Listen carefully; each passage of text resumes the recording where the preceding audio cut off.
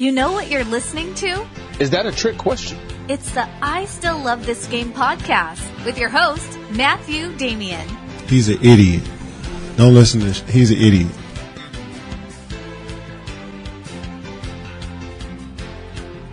Hello and welcome to episode 77 of the I Still Love This Game podcast.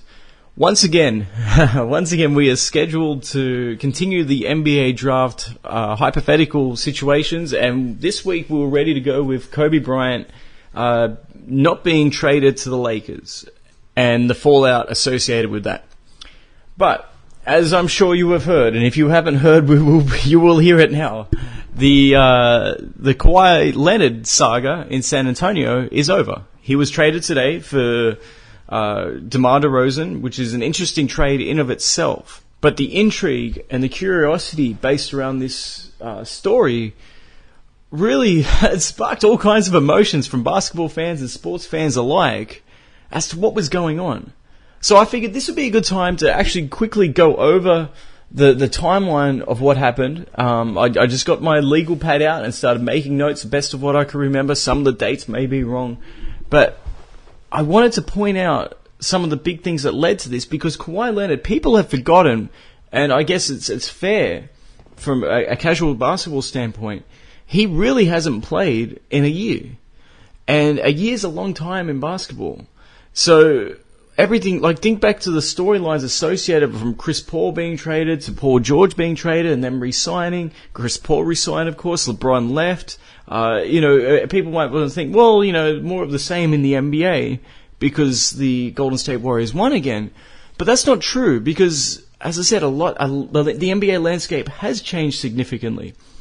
And because of that, I wanted to really rehash just the importance and the value of Kawhi Leonard and basically what led to this, because the Spurs did not want to let him go. I don't know what happened. I'll be the first to admit, I do not know what happened behind the scenes. And the things that I'll be talking about on the timeline, 95% of it was released by the Spurs organization. So we don't know what happened. I'm not going to get up there and pretend to psychoanalyze and tell you what each party was thinking or feeling. I will tell you what the fallout is at the end of it.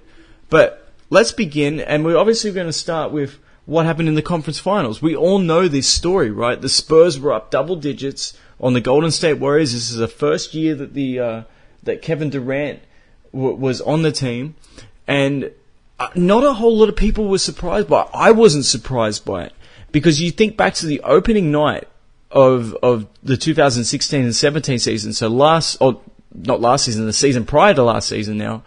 And the opening night, the Spurs went in there and they laid the smackdown on the Warriors in Oracle. And that's with Kevin Durant there. And come playoff time, not a whole lot of teams are standing up to Golden State. I mean, they went through, I can't even remember who they played in the first round, but I know they went through Utah in the second round. I think it was Portland in the first round. I'm going to go with Portland with CJ McCollum and Damian Lillard. We'll go with Portland. I could be wrong there. But regardless, both those teams were remarkably inadequate to deal with the firepower of Golden State. And they essentially conceded, right? I don't like to say that, but that's the tone that I got. I know it was CJ McCollum had that really good first half in Game 1. I thought they may actually steal Game 1. But up against Golden State had all the talent in the world. They had LaMarcus Aldridge, who wasn't really back to his form, but he was showing signs. He had a great Game 6 in Houston against the Rockets, which closed them out. And Kawhi Leonard was quite honestly playing at a very high level. A really good point could be made for him being not just the best two-way player in basketball, but the best player in basketball that season. And the Spurs were rolling. They were up by 15 points. And Kawhi Leonard gets taken out. So they went from being up 15 points in Golden State to getting swept and not being competitive at all. That in of itself tells you the value of Kawhi Leonard. Anyway, getting back to the point, sorry. So I did make some notes. I'm reading off some notes. I just jotted them down. I'm not going off the top of my head and freestyling here. But after that injury, in August, the Spurs allowed Kawhi Leonard to handle his rehab following the Zaza Pachulia play. Of course, he sticks his foot underneath Kawhi Leonard as he goes up for a jumper. And it wasn't, I mean, you will see closeouts. I know I've said this a lot, but you will see closeouts that are questionable. That was not questionable. Zaza Pachulia took about 3 steps to make sure that he got right underneath Kawhi Leonard. And if he thinks that, if anybody thinks that was not an intentional play, they have never played basketball in their life. Because if you're a jump shooter and you jump, because you're meant to go straight up, straight down, so the basket remains a relatively stationary object. You don't want to be moving, you don't want the basket to be a moving target. You want it to be stationary. So you go straight up and you come straight back down. So if Kawhi Leonard goes straight up for a jumper, he's got to come straight back down. That's not rocket science or a guess as to where he's going to land. So Zaza keeps moving his feet and strategically places them where Kawhi Leonard left, i.e. to go straight up, and he's going to come straight back down. And guess what's there? Zaza Pachulia's foot. And that son of a bitch, I don't care who gets offended or whatever, but that SOB had the audacity to even put his hands up after that and be upset over the fact that he was called for a foul.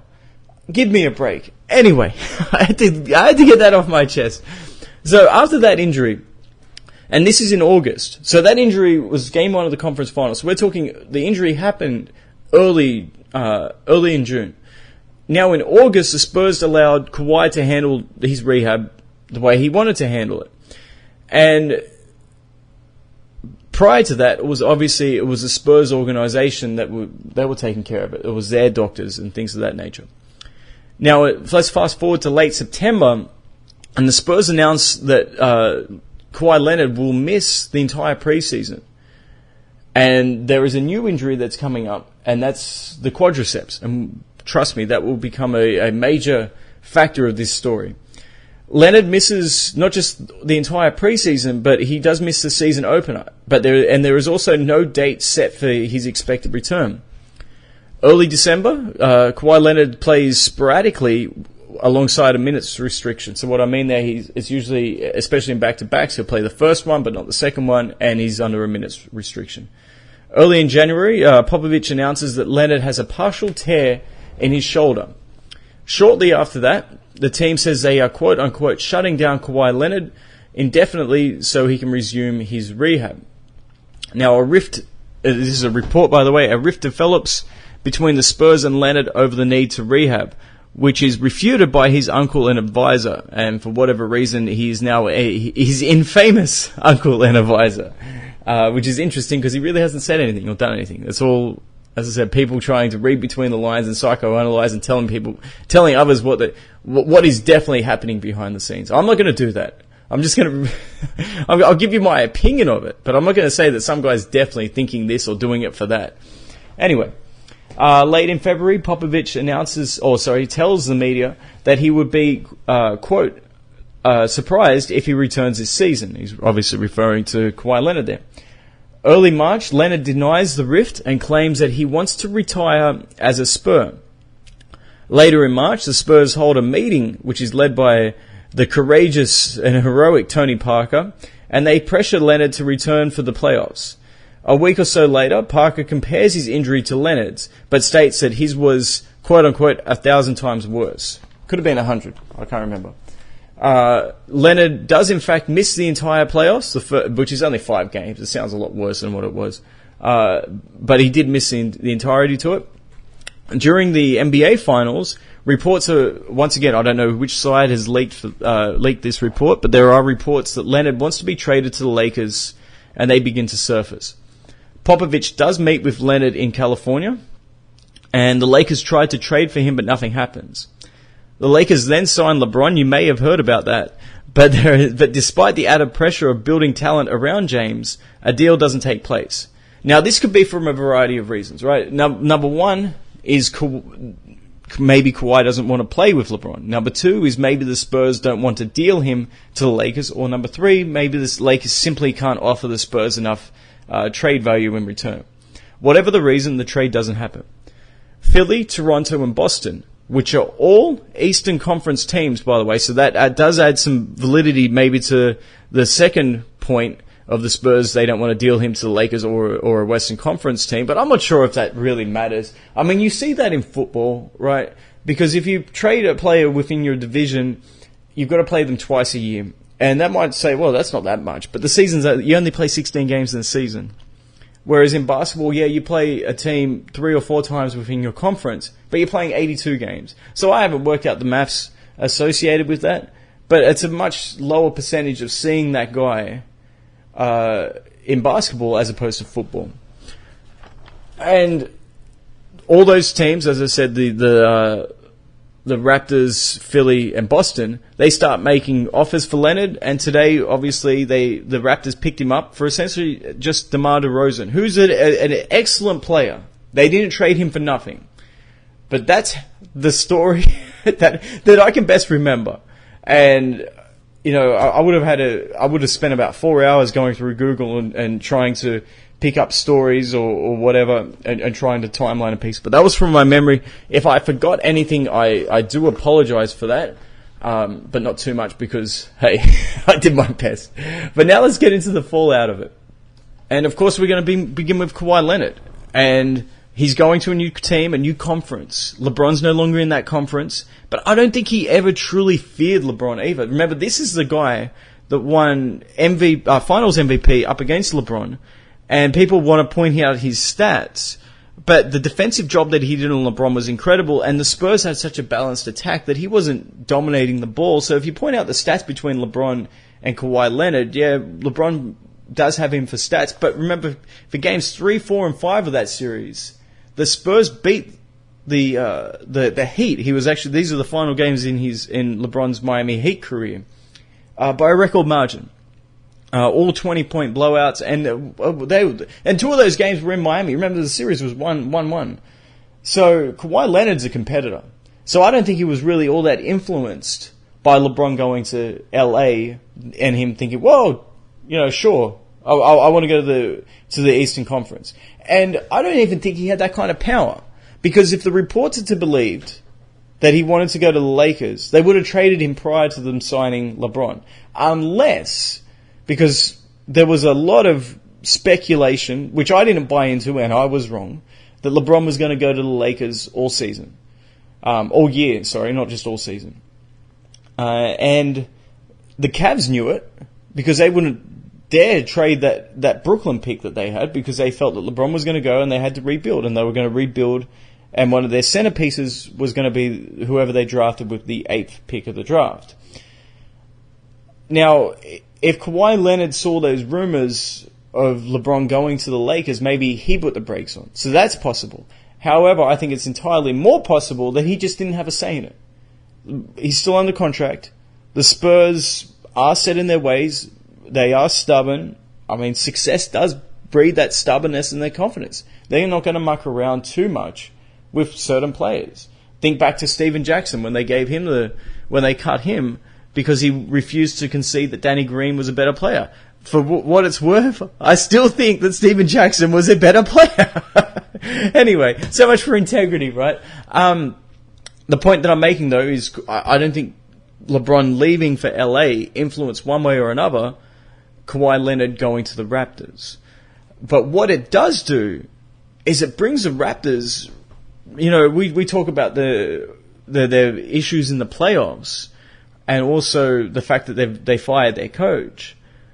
But now, and I often thought that this past season was their best opportunity, especially with Philly and Boston ascending, especially with Boston doing it with the injuries that they had, what they were going to do, and of course Philly gaining all kinds of confidence, that this was Toronto's best chance to make the finals. They looked pretty good up against a veteran team like the Wizards in the first round.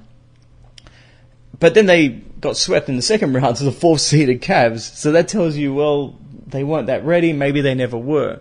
Now you get rid of DeRozan, who was their best player, unquestionably, and you bring in a Kawhi Leonard, who is a proven champion. He is a Finals MVP. He maybe should have won the regular season MVP in 2017 ahead of Russell Westbrook. People want to point out that LeBron would have won it. No, not even close. The leading candidates were James Harden and Russell Westbrook, but the third selection, if I had a vote, it would have been Westbrook, Harden, Kawhi Leonard, and then LeBron. Those would be my top 4 picks. And you may have been able to twist my arm a little bit and said Kawhi Leonard deserved it over James Harden. Regardless, how does this impact Kawhi Leonard's legacy or career or whatever? I don't think it impacts him too much because we never heard his side of it. Now, there will always be rumours, and it depends on which side of the fence you sit.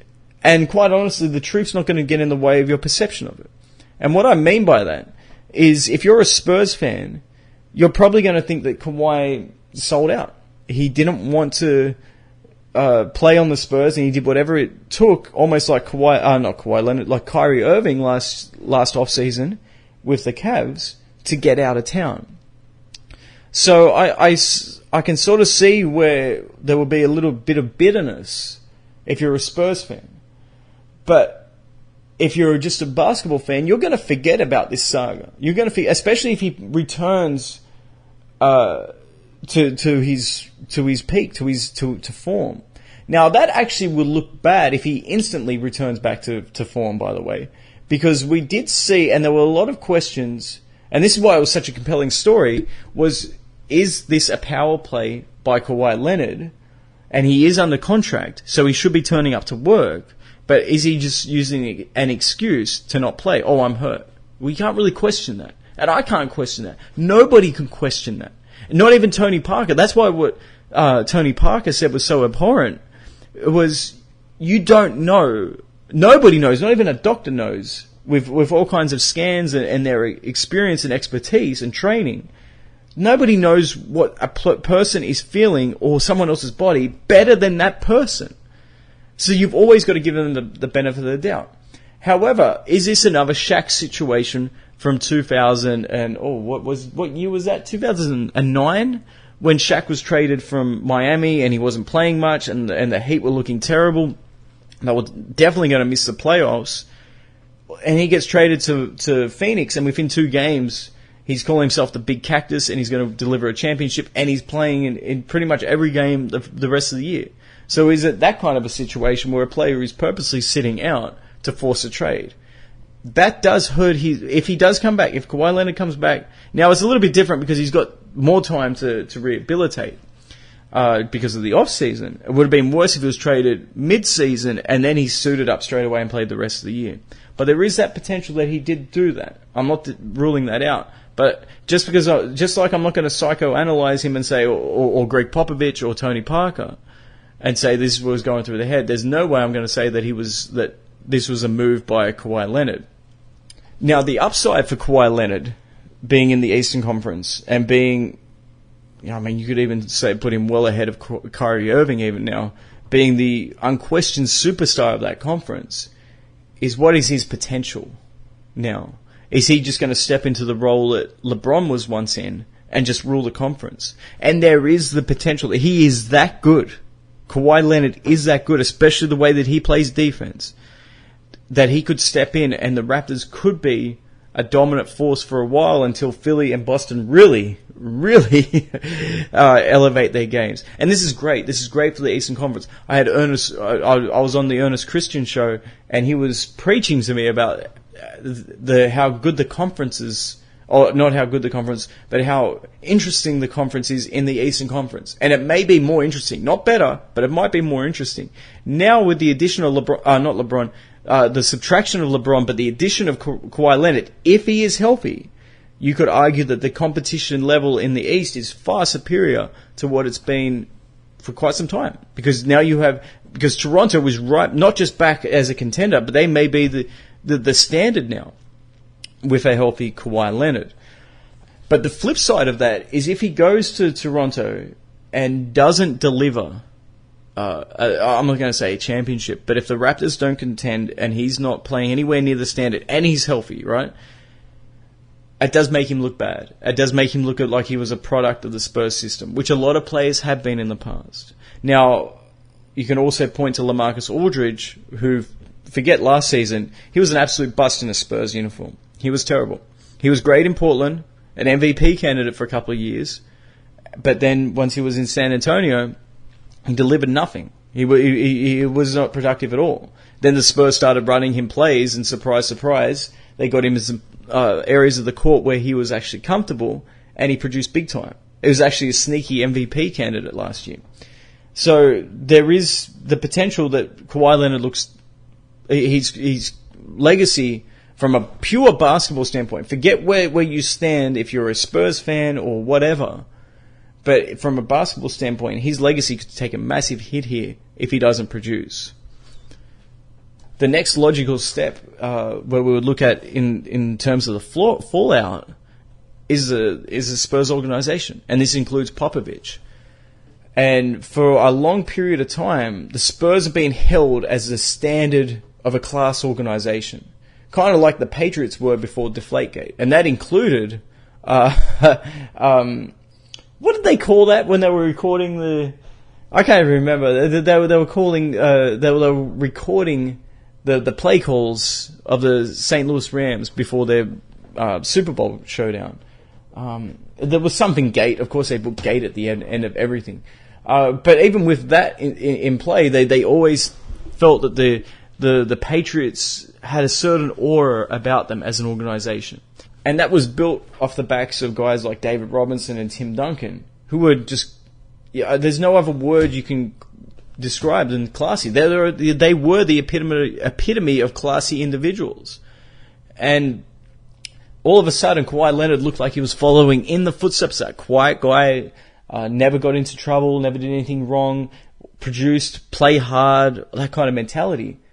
But he did, if he really wasn't hurt, he did whatever it took to get out of there, and he succeeded. So what does that tell you about the Spurs organization then? If a classy guy like Kawhi Leonard fought tooth and nail to get out of that situation.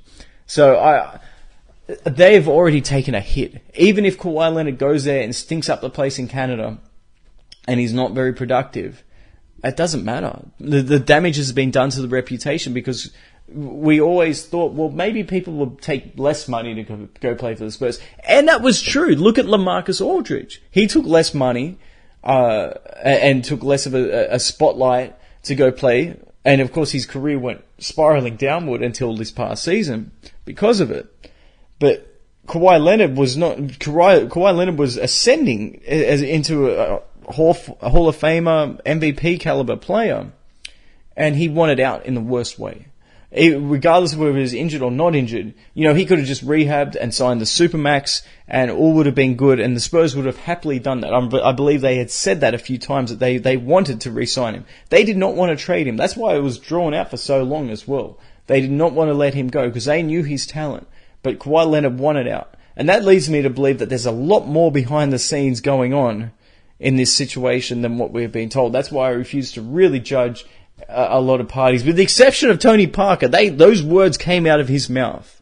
I just don't know what he was thinking that would actually help to achieve. Like, does he think that Kawhi Leonard's going to pick up a newspaper or look at a news article online and say, oh well, Tony Parker's injury was a 1,000 times worse than mine, so yeah, you know what, he's right, I'm going to go lace him up? Absolutely not. And the predictable response from Kawhi Leonard happened. And I don't blame him for that. Even if he was ready, I would not blame him for that after reading those comments. How are you meant to go into, have any kind of trust with Tony Parker, who's meant to be the point guard and one of the leaders in your team, and he's going out and he's doing that kind of nonsense? But then again, what else? What can you expect from a guy he's been immature his entire career, and all you have to do is ask Brent Barry's wife about that. I'm sorry, I couldn't resist. But when you do something like that, you really do open yourself up to cheap shots for the rest of your life. The other guy I wanted to talk about was Popovich. And I have said a lot of things about Popovich. I thought he could handle things a lot better. But I do think that he did make an effort. It was too little too late. What's that saying? A day late and a dollar short. But he did try. He did go out to California. He did try to mend things. But was that just simply from a PR standpoint, because he knew what a terrible look it would be if Kawhi Leonard was traded. And a lot of it happened, well, not a lot of it, but all of it happened under his leadership. So he had to at least try to make it look like he was helping out or to fix the problem. I don't know. I would lean towards the former. I think he really wanted Kawhi Leonard to come back. And I don't buy... I've seen some emails and I've seen some videos of people in the media, and they say that Kawhi is weird, and that's why there was a clash. And I don't buy that for a second. First of all, if Kawhi is such an introvert, how does the media know this? Because of what? Because he doesn't talk much to them? That doesn't make you an introvert. Maybe he just doesn't like the media. I don't like the media. Does that make me an introvert? No, I run my own podcast. I wrote a book about the NBA. I'm in the process of writing 3 more. One of them's nearly completed. But to me, Tim Duncan wasn't that much different from him. I think the same way that Tim Duncan learned from David Robinson, Kawhi Leonard learned from Tim Duncan. And how to act and how to be responsible and how to be a classy individual. So don't buy into this, oh, well, the Spurs just clashed with him because he's weird, or, that's nonsense. That's absolute nonsense. And the more I look at this, the guy that looks the best out of this entire situation, apart from the Raptors, they've got to be loving this because DeMar DeRozan's a good player, but if you give me the choice of DeMar DeRozan or Kawhi Leonard, I'm taking Kawhi Leonard every single day of the week, and that obviously includes his injury concerns. But getting back to it, who I think comes out the best in this is actually Tim Duncan. Because Tim Duncan, the Spurs started to fall apart without Tim Duncan. So who was really the leader of that? Who was really the glue of that team? Was it R.C. Buford? Was it Greg Popovich? Was it Manu Ginobili? Was it Tony Parker? Or maybe, just maybe, it was Tim Duncan that was holding that entire organization together. Because look at the drama that has happened since. And it's not just Kawhi Leonard. I saw that video of Steven Jackson coming out and talking about Greg Popovich and Tony Parker and what type of individuals they were. But it was also LaMarcus Aldridge too. I mentioned that. Like, LaMarcus Aldridge was a great player in Portland. Fantastic player. And when he went to the Spurs, people were talking about that in a similar way to how when Kevin Durant went to the Warriors. So like, what are you meant to do here? They can have a super team. And there was thoughts of the lineup of Manu Ginobili, Tony Parker, Kawhi Leonard, Tim Duncan, and LaMarcus Aldridge being essentially unstoppable, and then having the bench that they had. But then once LaMarcus Aldridge was there, the Spurs didn't run any plays for him. They didn't put him in any areas of the court that he was really familiar with and comfortable with, i.e. on the foul line extended on the left-hand side of the court, 20 feet out. And all of a sudden, when they had no choice, when Kawhi Leonard wasn't playing, and, this Manu who had his moments, but he couldn't carry a team, and neither could Tony Parker, they had no other choice, but they had to go to LaMarcus Aldridge. And you look at the season he had. So maybe, just maybe, it was Tim Duncan that was holding that entire organization together. And the moment that he walks away from it, it fell apart.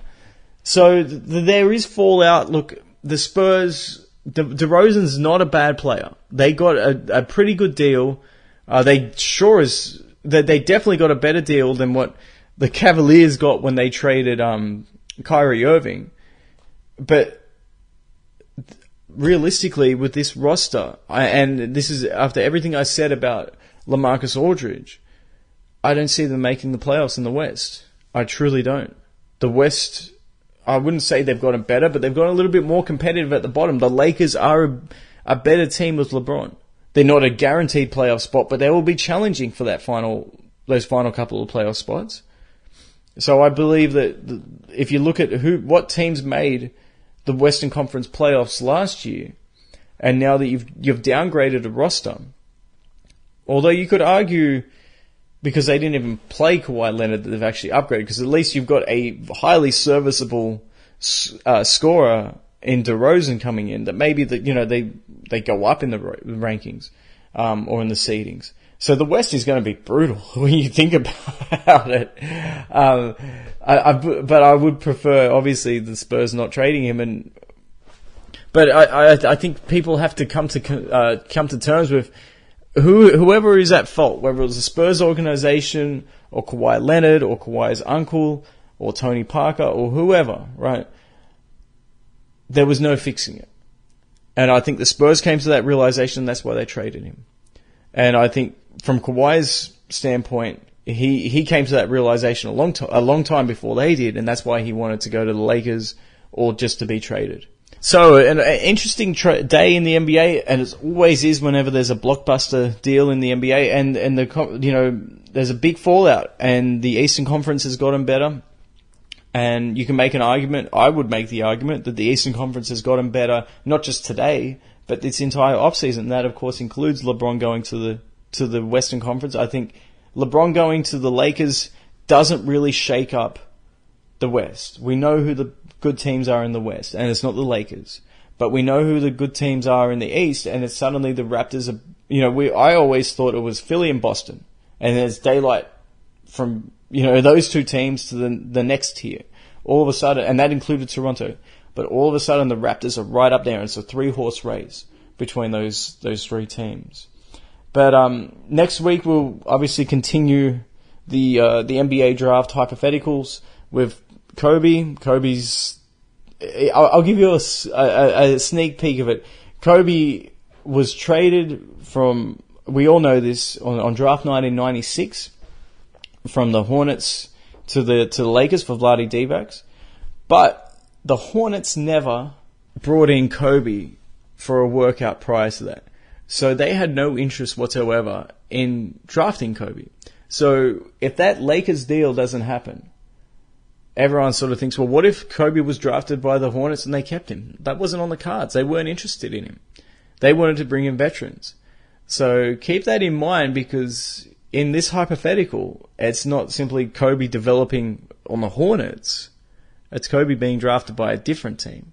And it's a very interesting one. So that'll be coming up next week. Of course, I had to push it back. This is an emergency one. It's an emergency, damn it! I hope you guys enjoyed it. Thanks for spending time with me and listening to it. And as always, send through your emails to matt@istilllovethisgame.com. And tell me where I'm wrong. Tell me what you think of it. Tell me what you think is going to happen with the Raptors. How good are the Spurs going to be? Now, they could be better, as I said before. I'd love to hear what you have to say. But take care, guys, and I'll see you on the next, you'll hear from me on the next podcast. Thank you.